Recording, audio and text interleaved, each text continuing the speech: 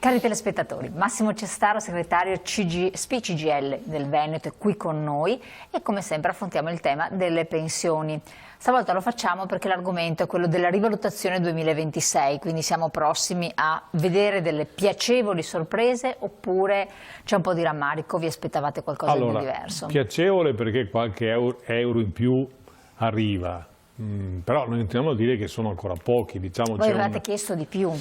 Diciamo c'è un aumento che partirà da gennaio del prossimo anno dell'1,4 per le pensioni fino a 4 volte il minimo, quindi grosso modo 2.400 euro lordi. E però è un aumento che deriva dai dati Istat che noi continuiamo a ritenere essere dei dati inferiori rispetto a quello che è l'inflazione reale, quella che noi chiamiamo l'inflazione del costo del carrello della spesa.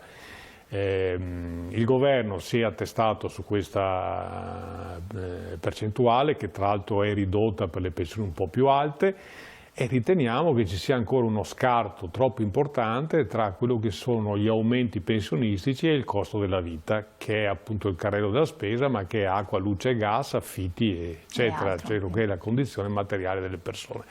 Quindi è un aumento in alcuni casi di qualche euro al mese che francamente non possono consentire di avere una condizione buona dal punto di vista, diciamo, della condizione materiale di vita. Quindi che in proporzione poi di questo aumento 2,4 diventa di più? 1,4, sì, esatto, diventa un po' di più? Diventa un po' di meno, nel senso che se le pensioni superiori a 4 volte il minimo hanno un incremento minore rispetto, quindi dall'1,4 si passa all'1,2 o all'1% per le pensioni ancora più alte. Quindi stiamo parlando veramente di incrementi irrisori rispetto a un costo della vita che è quello che ognuno di noi vede tutti i giorni. Per quanto riguarda l'uscita pensionistica, cioè quando andare in pensione è cambiato qualcosa?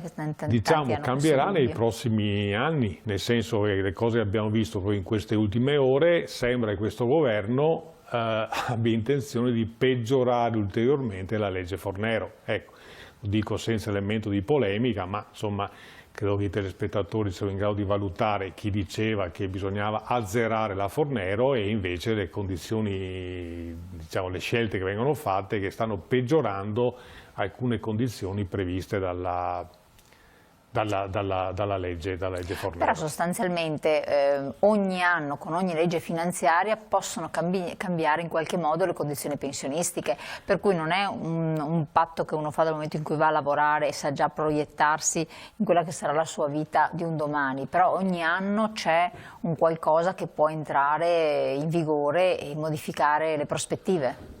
Assolutamente sì, nel senso che di volta in volta, anno su anno, il governo decide quali aumenti mettere in capo le pensioni, che è una pratica che noi abbiamo contestato sempre e contestiamo tuttora, perché gradiremmo che ci fosse un confronto con le organizzazioni sindacali maggiormente rappresentative dei pensionati che, diciamo, affronti questi temi. Invece noi ci troviamo di prendere quello che capita a scatola chiusa. Chiarissimo, grazie Massimo Cestaro, è stato qui con noi, grazie a voi telespettatori, seguiteci naturalmente, rivolgetevi alle sedi SPI-CGIL del Veneto.